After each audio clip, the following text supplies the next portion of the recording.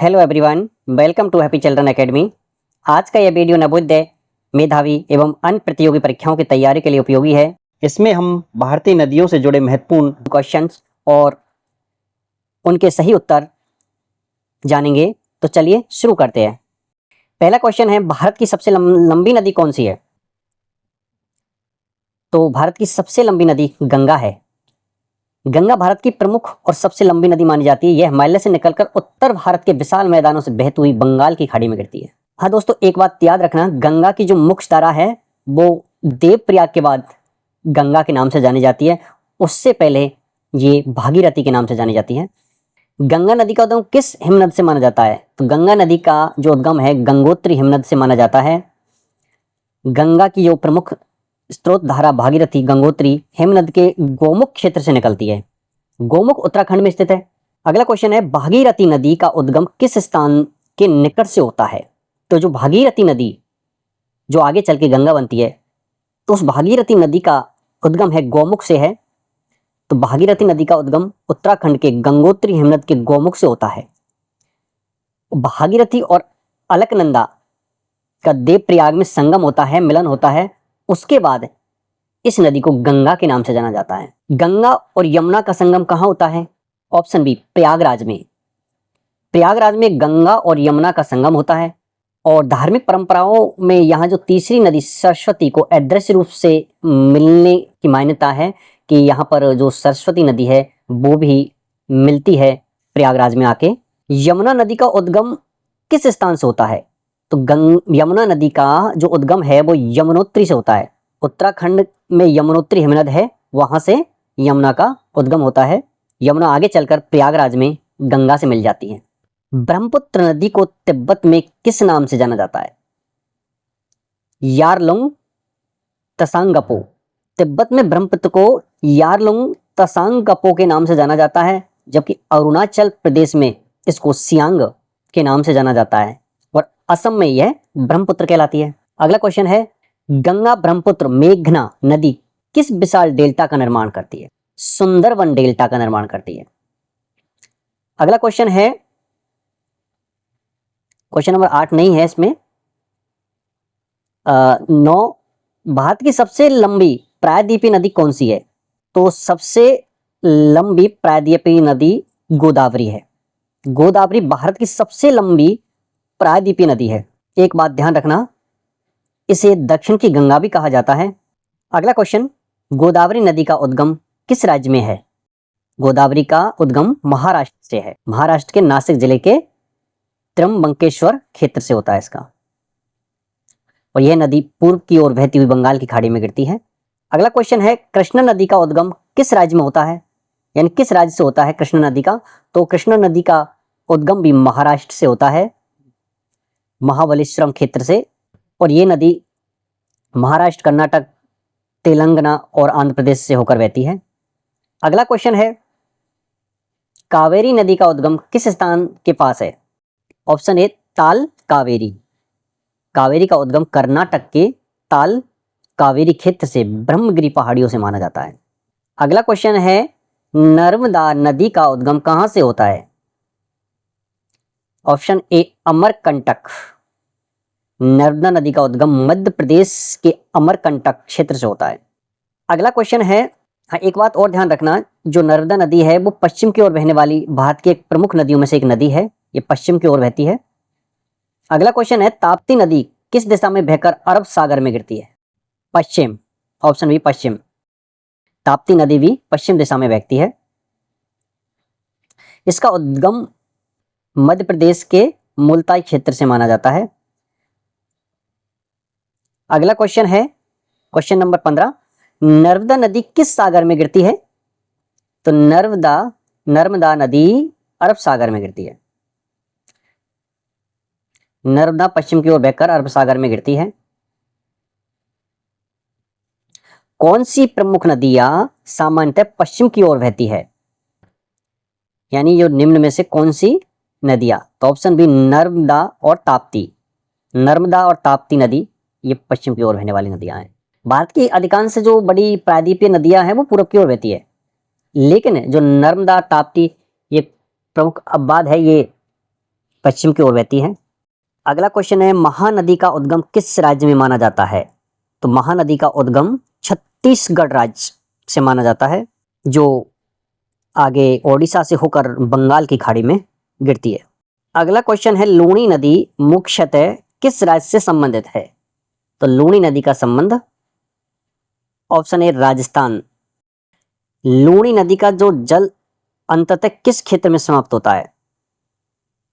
तो दोस्तों लूणी का प्रवाह अंततः गुजरात के कच्छ के रण के क्षेत्र में समाप्त हो जाता है, तो ऑप्शन ए कच्छ का रण। चंबल नदी किस नदी की प्रमुख सहायक नदियां हैं? चंबल नदी किस नदी की प्रमुख सहायक नदी है? तो यमुना नदी। अगला क्वेश्चन, बेतवा नदी किसकी सहायक नदी है? तो बेतवा नदी यमुना नदी की सहायक नदियां हैं। केन नदी किस नदी तंत्र से संबंधित है? केन नदी, ये केन नदी है जो यमुना नदी की सहायक नदियां हैं, तो इसका संबंध यमुना से है। सोन नदी किसकी प्रमुख सहायक नदी है? सोन, तो सोन नदी गंगा की एक प्रमुख दक्षिणी सहायक नदियों में से एक है, यानी गंगा की सहायक नदी है। ये सोन नदी मध्य भारत से निकलकर बिहार क्षेत्र में गंगा से मिलती है। अगला क्वेश्चन है, घाघरा नदी किस बड़ी नदी की सहायक नदी है? घाघरा गंगा की महत्वपूर्ण सहायक नदी है, तो ऑप्शन ए गंगा। अगला क्वेश्चन है, गंडक नदी किस नदी में मिलती है? गंडक नदी बिहार में जाकर गंगा नदी से मिलती है।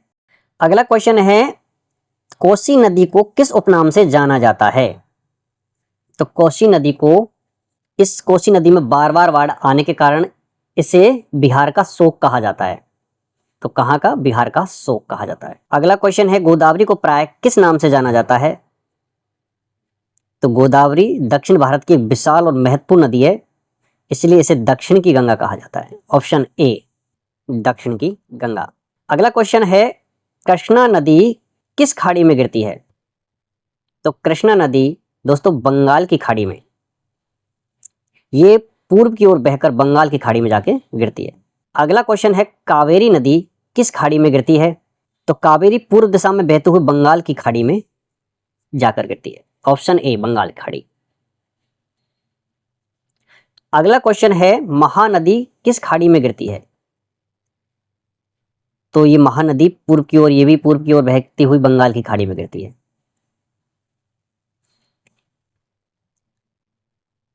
अगला क्वेश्चन है, नदी द्वारा लाई गई उपजाऊ मिट्टी को सामान्यतः क्या कहा जाता है?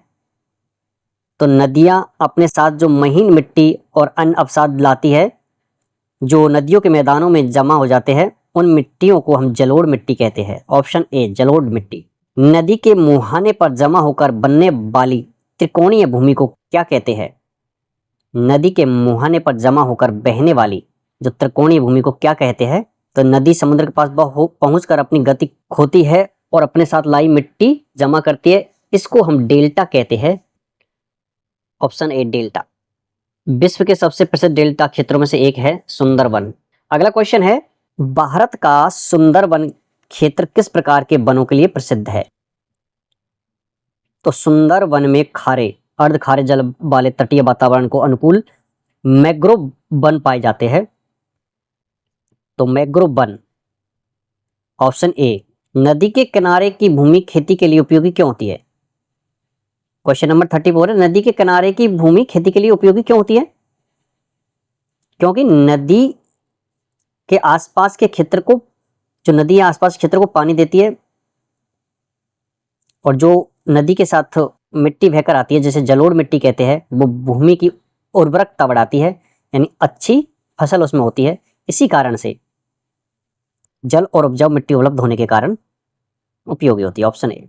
अगला क्वेश्चन है, नदियों के पानी को पीने योग्य बनाने के लिए क्या आवश्यक है? तो जल शोधन उपचार। नदी का पानी सीधे पीना सुरक्षित नहीं माना जा सकता, उसे उचित जल शोधन या कीटाणु नियंत्रण से गुजरना चाहिए, ऐसा माना जाता है। भारत की कौन सी नदी दक्षिण गंगा के नाम से जानती है? तो अभी ये क्वेश्चन आया था, तो गोदावरी नदी को दक्षिण की गंगा कहा जाता है। अगला क्वेश्चन है, नर्मदा नदी किस पर्वत श्रेणी के निकट अमरकंटक से निकलती है? जो दिए गए नीचे, इसमें से नर्मदा का उद्गम अमरकंटक के मैकाल क्षेत्र पहाड़ियों से है, मैकाल। तो नर्मदा नदी अमरकंटक के मैकाल क्षेत्र से निकलती है। अगला क्वेश्चन है, भारत की कौन सी प्रमुख नदी भ्रंश घाटी यानी रिफ्ट वैली से होकर बहती है? तो वो नर्मदा नदी है। नर्मदा नदी का जो प्रवाह है एक प्रमुख रिफ्ट वैली से जुड़ा हुआ है। अगला क्वेश्चन है, नर्मदा और ताप्ती नदी का सामान्य किस दिशा में बहती है? तो ये पश्चिम दिशा में बहती है। चंबल, बेतवा और कैन किस नदी की प्रमुख सहायक नदियां है? चंबल, बेतवा और कैन ये यमुना नदी के तंत्र की महत्वपूर्ण नदियां हैं। तो ऑप्शन बी यमुना। बिहार का शोक किस नदी को कहा जाता है? तो ये कोसी। वही क्वेश्चन घुमा के फिर से पूछ लिया जाता है। अगला क्वेश्चन है, भारत में ब्रह्मपुत्र नदी को अरुणाचल प्रदेश में किस नाम से जाना जाता है? भारत में जो ब्रह्मपुत्र नदी को अरुणाचल प्रदेश में अभी बताया था सियांग के नाम से जाना जाता है, और असम में ये नदी ब्रह्मपुत्र के नाम से जाना जाती है। ये गंगा नदी की प्रमुख सहायक नदी कौन सी है? जो नीचे दिए गई नदी इनमें से सोन नदी गंगा की प्रमुख सहायक नदी है। यमुना नदी का जो उद्गम किस हिमनद के पास होता है? तो यमुना नदी का उद्गम यमुनोत्री से होता है, जो उत्तराखंड के हिमालयी हिमनद से होता है। यह नदी दिल्ली, हरियाणा, उत्तर प्रदेश के क्षेत्रों से होते हुए प्रयागराज में जाकर गंगा नदी में मिल जाती है। गंगा नदी का निर्माण मुख्यतः किन दो नदियों के संगम से होता है? तो गंगा नदी का जो निर्माण है वो देवप्रयाग में भागीरथी और अलकनंदा दो नदियों के मिलने से होता है, यानी भागीरथी प्लस अलकनंदा देवप्रयाग में बन जाती है गंगा। भागीरथी और अलकनंदा का संगम कहाँ होता है? ऑप्शन ए देवप्रयाग में। अगला क्वेश्चन है, निम्नलिखित में से कौन सी नदी अरब सागर में गिरती है? देखो चारों ऑप्शन देखिए और इनमें से देखिए कि अरब सागर में गिरने वाली नदी कौन सी है। तो नर्मदा नदी अरब सागर में गिरने वाली नदी। बाकी जो गोदावरी, कृष्णा, महानदी ये पूर्व की ओर बहकर बंगाल की खाड़ी में गिरती है। दोस्तों, अगर आपको इस प्रकार की पीडीएफ चाहिए तो हमारे वीडियो के डिस्क्रिप्शन में व्हाट्सएप चैनल लिंक दिया हुआ है। आप इस लिंक पर जाकर हमारे व्हाट्सएप चैनल को ज्वाइन कर सकते हैं। वहां आपको हर विषय और हर सब्जेक्ट की उपयोगी पीडीएफ्स आसानी से मिल जाएगी। तो अभी डिस्क्रिप्शन में जाइए और हमारे व्हाट्सएप चैनल को जरूर ज्वाइन करें। धन्यवाद, मिलते हैं अगली वीडियो।